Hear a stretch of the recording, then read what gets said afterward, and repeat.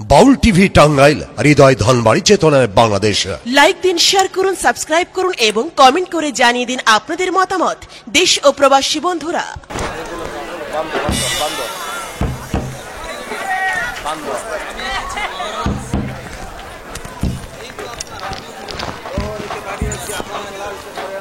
প্রহরীকে পাঠিয়েছি আপন দুলালকে ধরে আনতে, ওই এখন পর্যন্ত আসছে না কেন?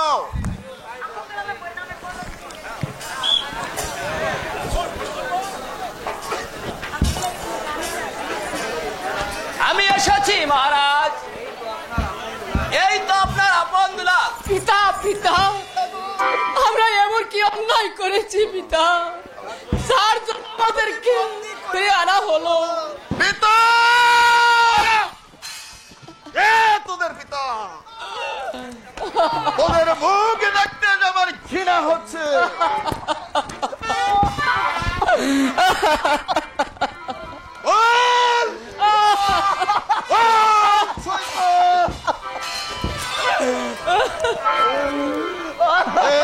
পুত্র আয়ের নামে কলঙ্ক ঘটাতে পারে তাদেরকে আমি পুত্র বলে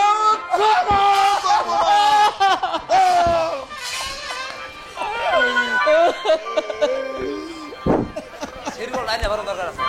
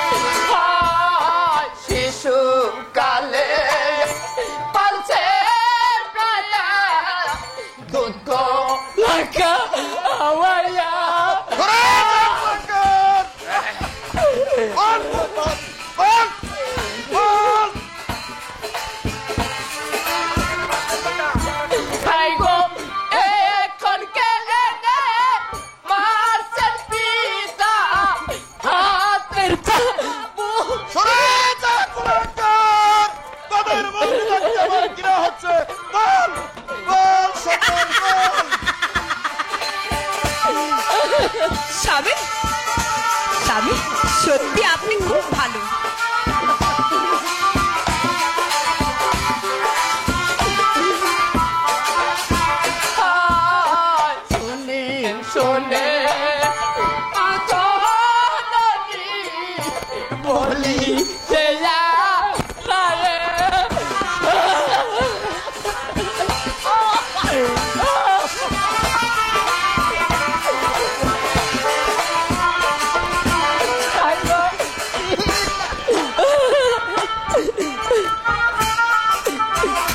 দিবে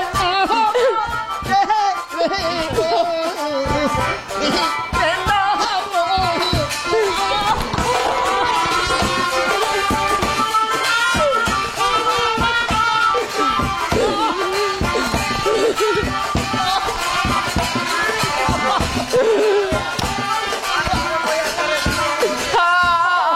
পায়ে দোলে কয়া আপনারে জানা কমি কতি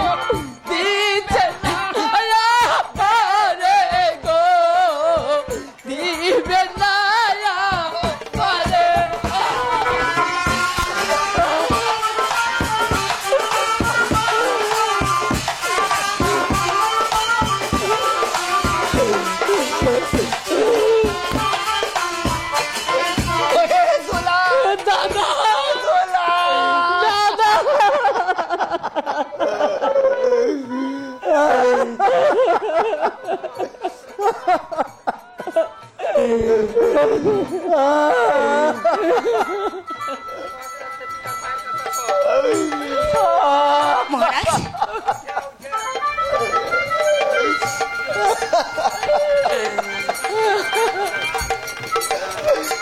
পিতা গো আপনার কথা আমরা কিছুই বুঝতে পারছি না পিতা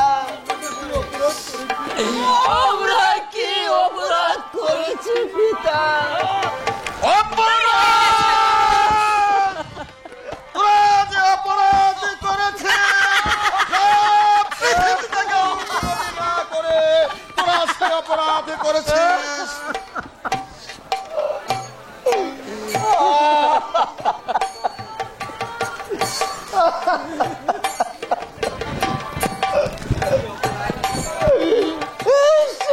কি অপরাধ পিতা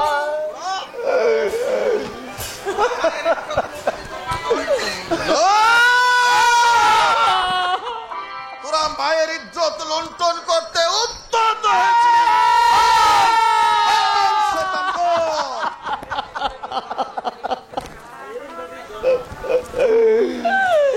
না পিতা এসব মিথ্যে কথা পিতা এসব মিথ্যে কথা আমি আপনার পায়ে ধরে বলছি মহারাজ এই বিয়ে সহ্য হচ্ছে না। তোদের ক্ষমা হতে পারে না। বল, বল।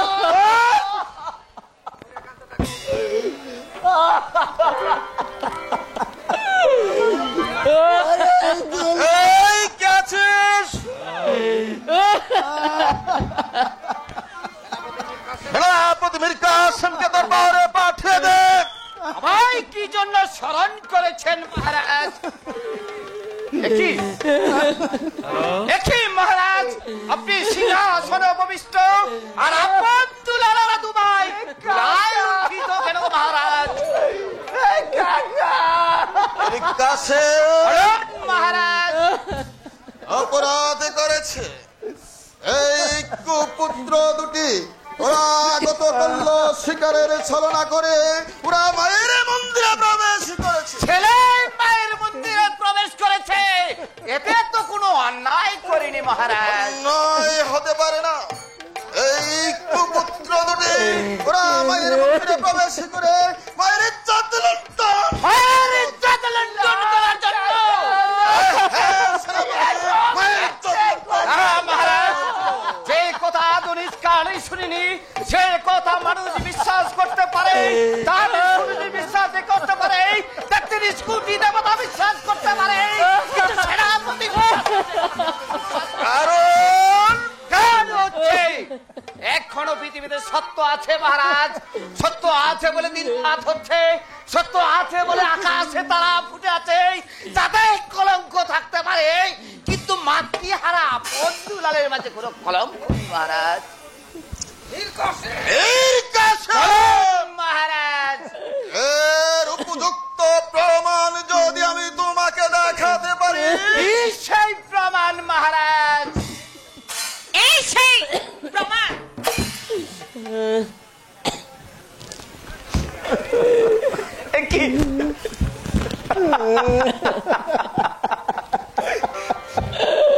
কি মহারাজ, এই যে দেখছি মাস্টারের দেওয়া আপন দুলালের চাদর, না না মহারাজ, এ আমি কিছুতেই বিশ্বাস করতে পারি না মহারাজ। এই চাদরের মাঝে কোন রহস্য লুকিয়ে আছে, সেই রহস্যের মূলে জড়িত আছে আপনার ওই ছোট রানী, ওই মন্ত্রী জং বাহাদুর। এই নিন চাদর, বিচার করুন মহারাজ, ইয়ার বিচার করুন। আমি ওদের বিচার করব। এই কে আছিস, মাস্টারকে রাজ দরবারে পাঠিয়ে দে। কোনো লোক পাঠাতে হবে না মহারাজ, মাস্টার নিজেই আসছে আপনার রাজ দরবারে। এটি মহারাজ, আপনি সিংহাসনে অপবিষ্ট, মাতৃহারা আপন দুলালে দুলায় লুণ্ঠিত কেন মহারাজ?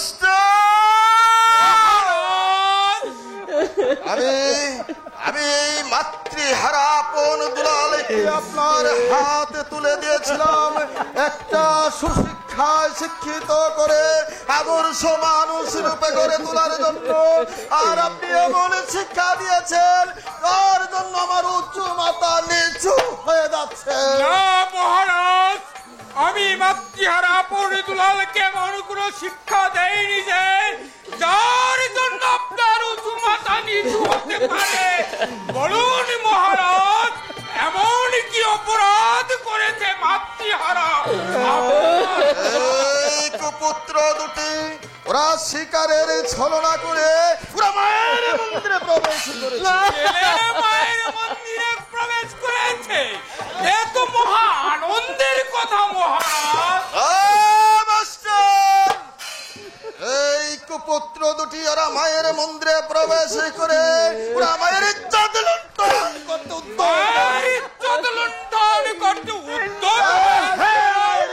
না মহারাজ, এই কথা পৃথিবীর সবাই বিশ্বাস করতে পারে, ৩৩ কোটি দেবতা বিশ্বাস করতে পারে, চাঁদ সূর্য বিশ্বাস করতে পারে, কিন্তু আমি বিশ্বাস করতে পারি না।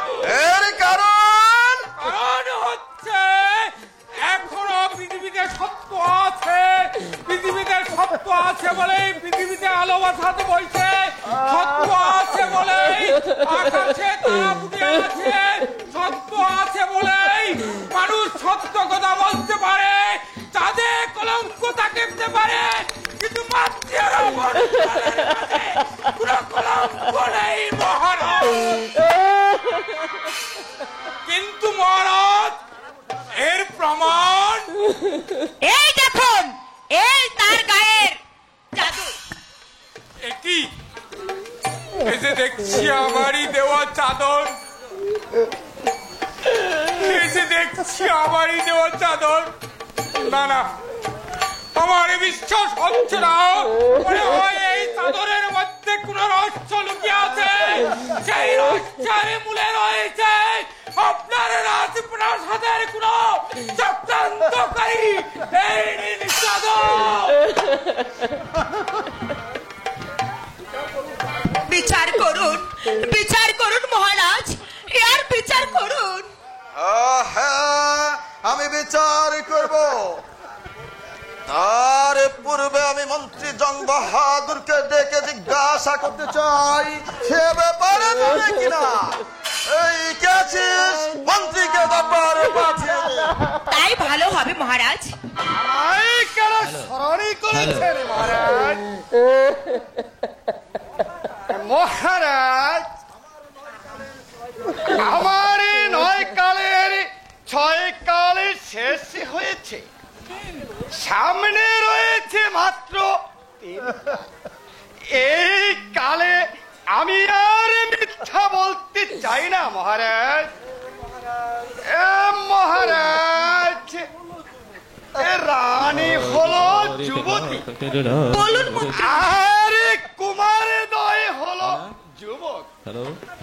ঘটনাটা ঘটতেও পারে মহারাজ মুন্সি জং বাহাদুর, আপনি সুন্দর অভিনয় করেছেন। আপনার অভিনয় দেখে আমার মনে হচ্ছে আপন দুলালের জুতো দিলে আমি আপনার গলে বহর মাল্য ভরিয়ে দেই। মন্ত্রী জং বাহাদুর, সত্যকে মিথ্যা দিয়ে রাখবেন না।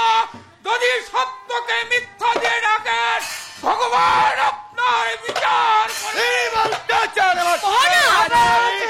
জং বাহাদুর, কবির কাছে এই কি মহারাজ? কবির কাছে বলেন মহারাজ। আস্তর, এটা নাট্যশালা নয়, এটা রাজ দরবার। সংযত হয়ে কথা বলবে। এই আমি তাই বলছি মহারাজ।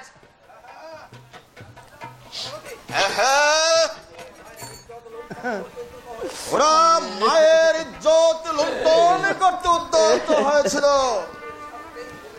ওদের শাস্তি মৃত্যুদণ্ড।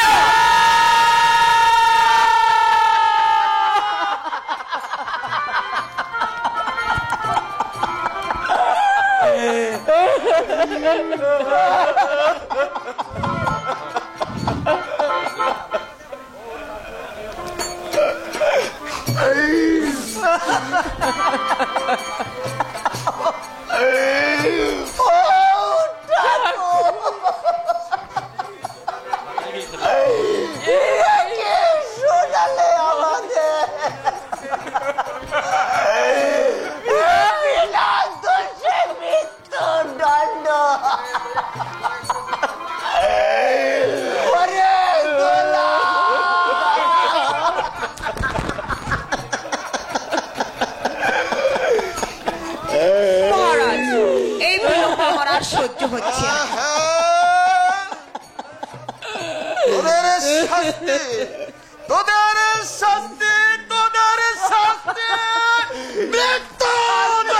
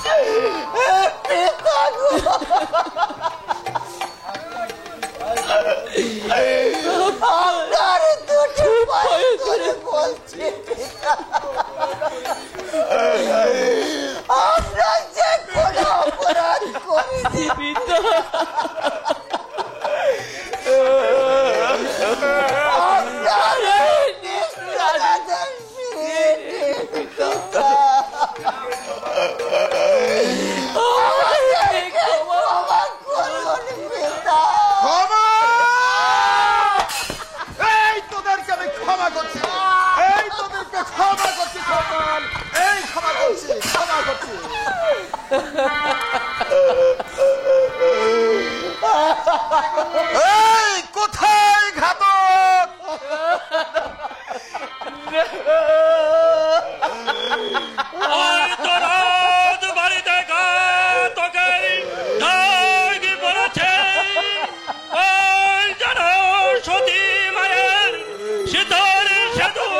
মুছে দিতে হবে, নতুবা তাকে যেন চিরচ্ছেদ করতে হবে।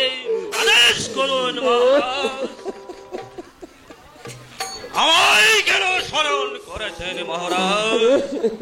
ঘাতক, এই কুপুত্র দুটিকে ওই গভীর নর্দমায়, ওই গভীর জঙ্গলে নিয়ে ওদেরকে হত্যা করে ওদের তাজা রক্ত এনে ছোট রানীকে উপহার দাও।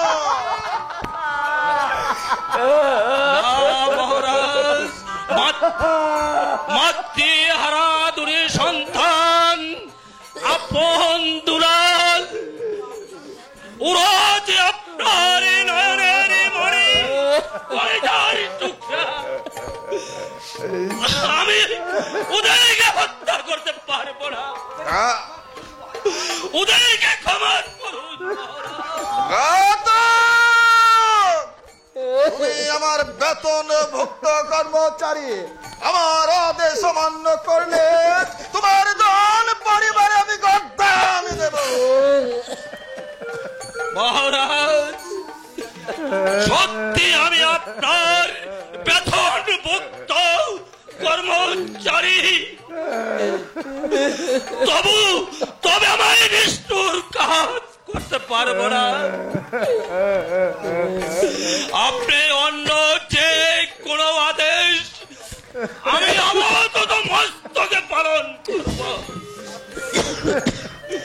আমার এই নিষ্ঠুর আদেশ ফিরে নিন মহারাজ, ওদেরকে ক্ষমা করে দিন। আমি আপনার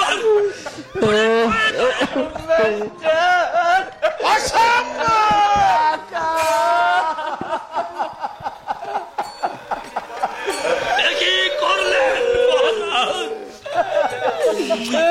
মাতৃহারা দুরি সন্তান, ওদের জন্য আমি বজাত করেছি বলে আমি আমার বুঝতে পারছি আপনি ওদেরকে ক্ষমা করবেন না।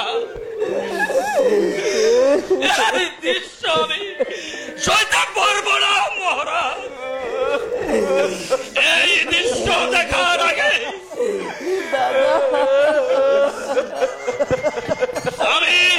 আমি আমার চাকরি ছেড়ে চলে যাচ্ছি। আমি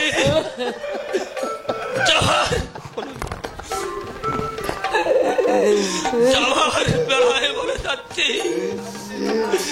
যে রাজার রাজ্যে বিচার নেই, যে রাজার ন্যায় অন্যায়ের বিচার করতে জানে না, যে পিতা পুত্রকে হত্যার আদেশ দিতে পারে, সে মানুষ নয়, অমানুষ, বেঈমান, বিশ্বাসঘাতক। সেই রাজার চাকরি করার চেয়ে না করাই অনেক ভালো। এতে যদি আমার অন্য না উঠে ওই বাজারে গিয়ে আমি কষাই গোলামি করে খাবো, তাতেও যদি আমার অন্য না উঠে ওই রাস্তার দুরু বালু কে মরব। মহারাজ, এই তো রইল আপনার দেওয়া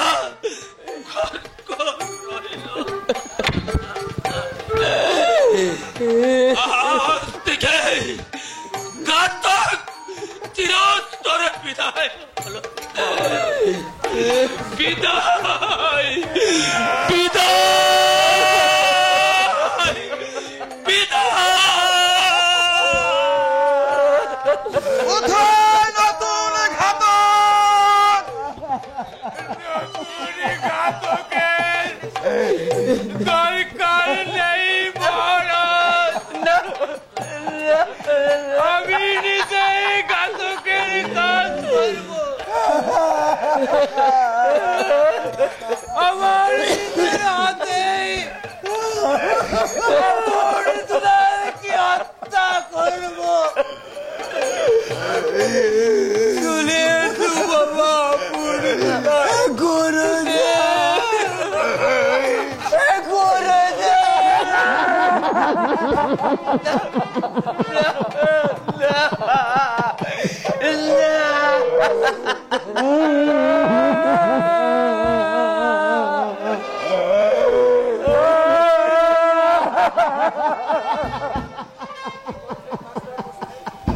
মাস্টার মশাই, আপনি না বলেছিলেন চাঁদে কলঙ্ক আছে, কিন্তু মাতৃহারা আপন দুলালের মাঝে কোনো কলঙ্ক নেই। সেনাপতি সাহেব, আর এখন দেখছি আপনি নিজেই কাতর সেজে আছে।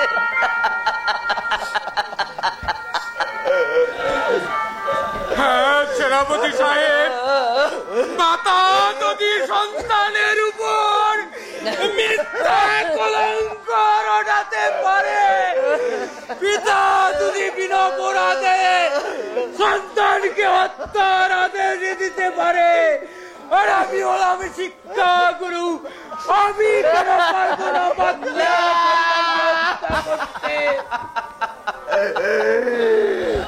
কাকা, আপন দুলাল, কাকা,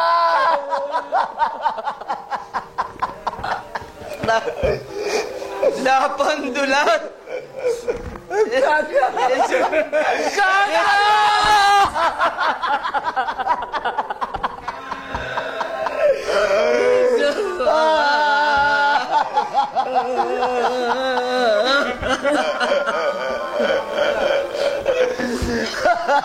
চলে এসো বাবা পূর্ণি দুলাল।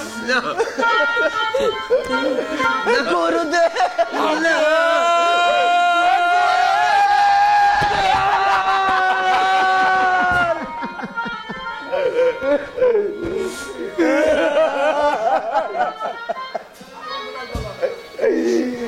গুরুদেব, আপনি সত্যি আমাদেরকে হত্যা করবে? বাবা, এই যে মহারাজের আদেশ, আমাকে যে পালন করতেই হবে। গুরুদেব, দুলাল, কাকা,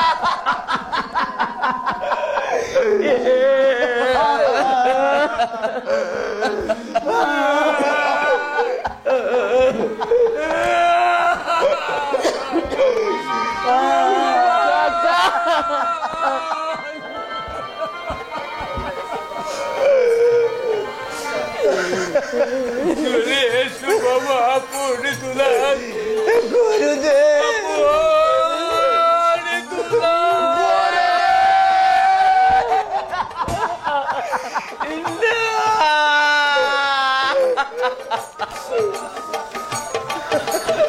পূর্ণি দুলাল,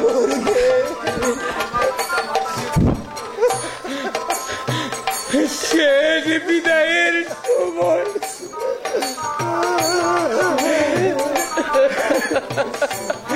তোমাদের পিতাকে শেষ প্রণামটুকু করে আসো। সে যে পাষাণ হয়ে গেছে, দ্বিতীয় দ্বার গ্রহণ করে সে যে পাষাণ হয়ে গেছে বাবা।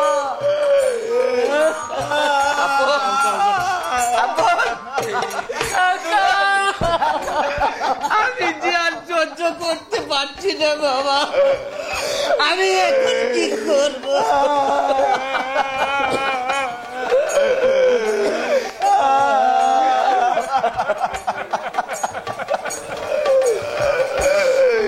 যাও বাবা বন্ধুলাল, তোমার পিতার কাছে যাও।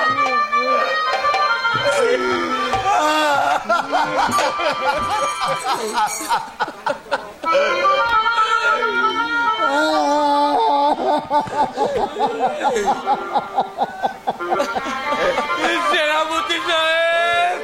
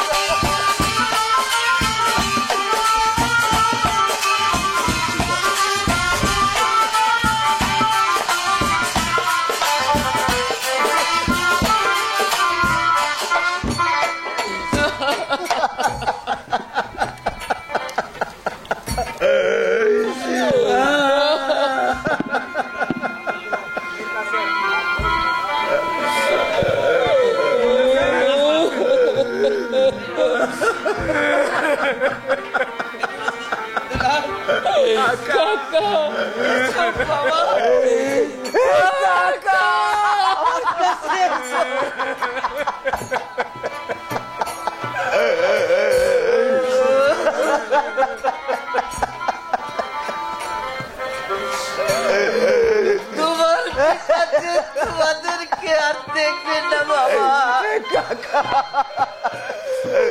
মাস্টার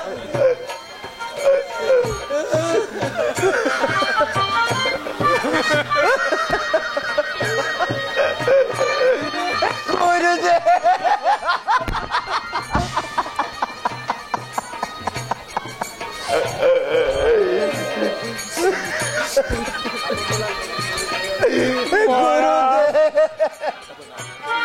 মহারাজ আপন দুলালে চলে যাচ্ছে, আপনি একবার এদের দিকে ফিরে তাকান। সে তো আপনার ঔরসদার সন্তান।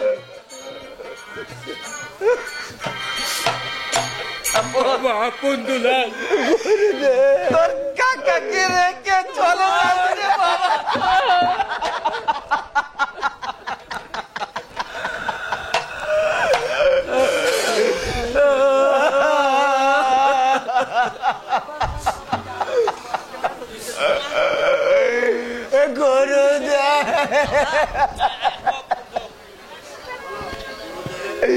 গুরুদেব সত্যি আমাদের হত্যা করবে। বাবা, যে মহারাজের আদেশ আমাকে যে পালন করতেই হবে বাবা। মহারাজ, আমরা চলে যাচ্ছি,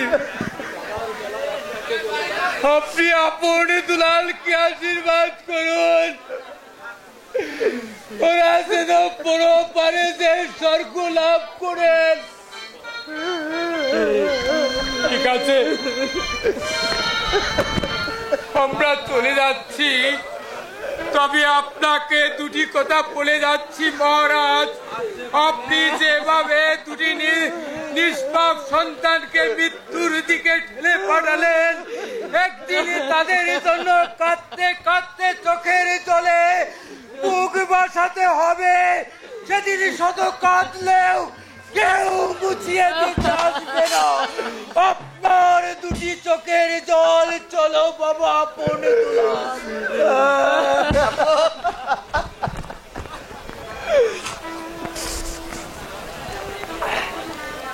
মহারাজ, আমিও আমার চাকরি ছেড়ে দিয়ে চলে যাচ্ছি মহারাজ। আরো আছে, আর যাবার বেলায় বলে যাচ্ছি, এই আপন দুলালকে আমি নিজ সন্তানের ন্যায় স্নেহ করতাম।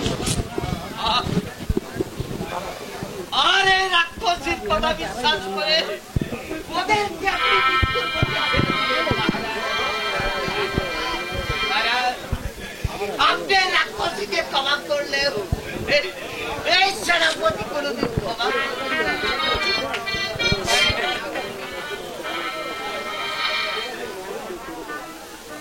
মহারাজ,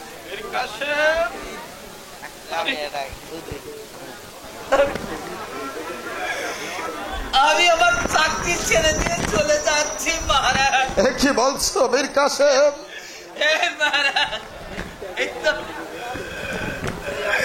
এই তো আপনার দেওয়ার তরবারি। মীর কাসেম, এই তো আপনার দেওয়ার তরবারি। কি করছো মীর কাসেম? আমি চিরদিনের জন্য চলে যাচ্ছি মহারাজ।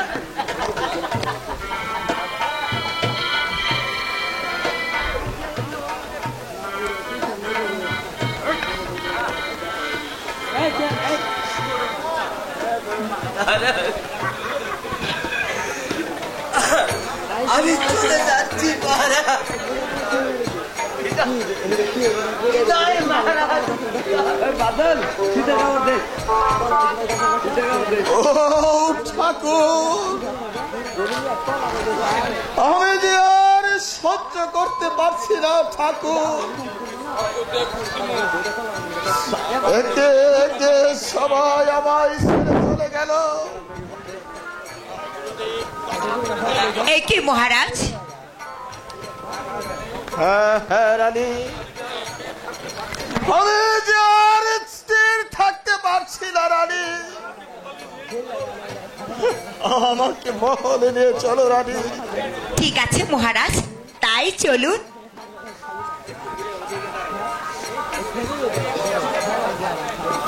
এই তো, এইটা শেষ করে দিয়েছি আমার পথের কাটা।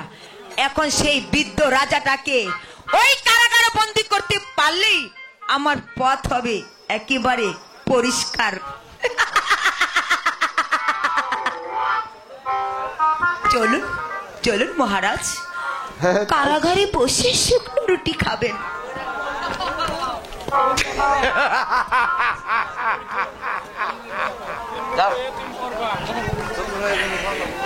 রাজা ধনপতি, এইবার তুমি কোন রাস্তায় যাবে? তোমার এই রাজ্যটাকে আমি জ্বালিয়ে পুড়িয়ে ছাড়ি করে দেব।